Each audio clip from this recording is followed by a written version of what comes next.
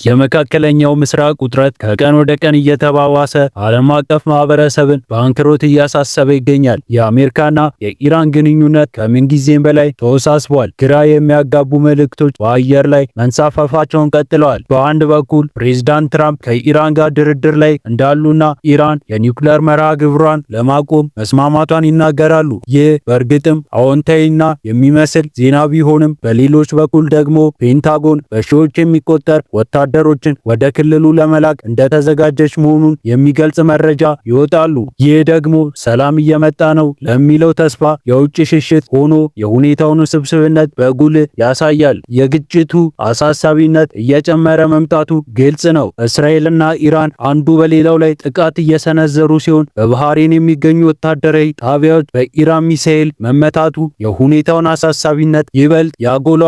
ይህ ጥቃት ኢራን በክልሏ ውስጥ ያላትን ወታደራዊ አቅምና የጥቃት የመሰንዘር አቅም የሚያሳይ ነው። በተለይም እንዲህ አይነቱ ጥቃት የዩናይትድ ስቴትስ አጋሮች ኢላማ ያደረገ በመሆኑ በቀጥታም ይሁን በተዘዋዋሪ አሜሪካን ወደ ግጭቱ የመሳብ አቅም አለው። ይህ ደግሞ በክልሉ ያለውን አለመረጋጋት ከመቼውም ጊዜ በላይ ክፉ ያደርገዋል። ብዙዎች የኢራን መንግስት ሊወድቅ ነው ብለው ይገምታሉ። እውነታው ግን ፈጽሞ የተለየ ሆኖ አግኝተነዋል። ኢራን በግጭቱ ውስጥ በንቃት የምትሳተፍ ሲሆን የአሜሪካ አጋሮች በመምታትና የክልላዊ ድክመት ጦርነት ዋር ኦፍ አትራክሽን በመፍጠር የአሜሪካንና እስራኤልን ፈጣን ድልና የሥራ ለውጥ ግምት ከንቱ አድርጋለች። ይህ ደግሞ ኢራን ቀላል የማይባል ወታደራዊና ስትራቴጂ ጥንካሬ እንዳላት ያሳያል። የኢራን መንግስት የውስጥ ተግዳሮቶችን ቢኖሩትም በውጭ ግንኙነት በክልላዊ ስትራቴጂ ረገድ የተወሰነ ብልሃትና የመቋቋም አቅም እንዳለው እየተመለከትን ነው። ይህ ደግሞ የኢራን አቅልሎ የማየት አዝማሚያ ምን ያህል ስህተት እንደነበር የሚያረጋግጥ ነው። የሆርሙዝ ባህረ ሰላጤ መዘጋት ደግሞ የዓለም ኢኮኖሚ በእጅጉ የሚነካ ጉዳይ ሆኗል። ኢራን ይህንን ወሳኝ የውሃ መስመር በመዝጋት ከ20 በመቶ በላይ የሚሆኑን የዓለም የነዳጅ የጋዝ አቅርቦት ተስተጓጉሏል።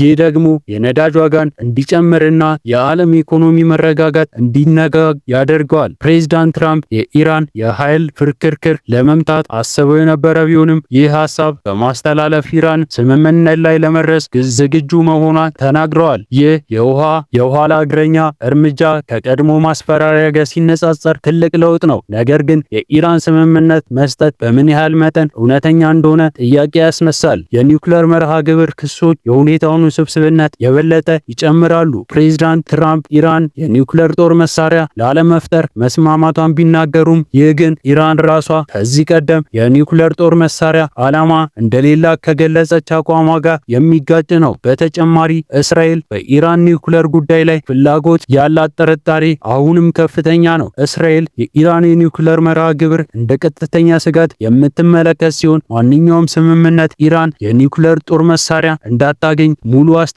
መስጠት እንዳላት ታምናለች። ይህ ደግሞ በሁለቱ ሀገራት መካከል ያለውን ውጥረት መቀነሱ ሳይሆን ይበልጥ የተወሳሰበ ሆኖ መቀጠሉን ያመለክታል። የዩናይትድ ስቴትስ ወታደሮች ማጠናከሪያ አሁንም ቀጥሏል። ከድርድር ወሬዎች ጎን ለጎን አሜሪካ ማሪን ኤክስፔዲሽነሪ ምናልባትም ከ82ኛው አየር ወለድ ክፍል ወታደሮችን ጨምሮ ተጨማሪ ኃይሎችን ወደ ባህረ ሰላጤው ክልል እየላከች ነው። ይህ የኃይል ማሰባሰብ ዩናይትድ ስቴትስ በክልሉ ያላትን ወታደራዊ መገኘት ለማጠናከር ያለበትን ቁርጠኝነት ያሳያል። ሆኖም ግን በአንድ በኩል ሰላማዊ ድርድሮች እየተካሄዱ ነው ሲባል፣ በሌላ በኩል ደግሞ ወታደራዊ ዝግጁነት መደረጉን የሁኔታውን እውነተኝነት ባህሪ ለመረዳት ያዳግታል። ይህ ደግሞ ለተመልካች ግራ መጋባት የሚፈጠር ሲሆን የአሜሪካን የውጭ ጉዳይ ፖሊሲ ምን ያህል አቅጣጫ እንደያዘ በግልጽ ለመረዳት ያስቸግራል። ይህ ግጭት በክልሉ ላይ ትልቅ ጥፋት እያስከተለ ነው። ለዩናይትድ ስቴትስ እና ለእስራኤል የረጅም ጊዜ መዘዞችና ሊያስከትል ይችላል። የጦርነቱ ግልጽ የሆነ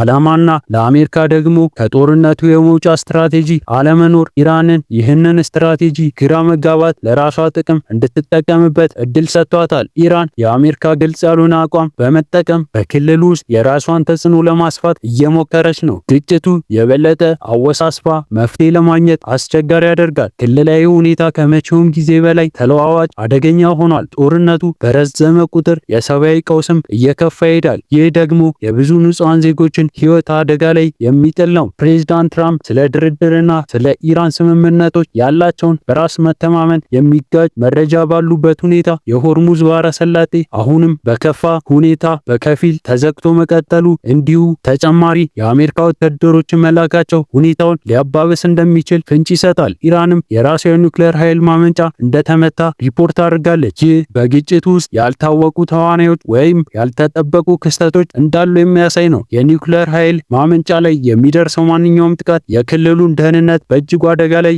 የሚጥል ሲሆን የጨረር መፍሰስ አደጋም ጭምር ያስከትላል። ይህ ደግሞ የሁኔታውን አሳሳቢነት ወደ ሌላ ደረጃ ያሸጋግረዋል። በዓለም አቀፍ ደረጃ የሚታየው አሳሳቢ ውጥረት መፍጠሩ አይቀርም። በአጠቃላይ በመካከለኛው ምስራቅ ያለው ሁኔታ እጅግ በጣም አደገኛና ተለዋዋጭ ነው። የአሜሪካና የኢራን ግንኙነት ግልጽ ያልሆነና በብዙ ግምት የተሞላ ነው። በድርድርና በሰላም ተስፋ መካከል ወታደራዊ ዝግጅትና ጥቃቶች እየተፈጸሙ ይገኛሉ።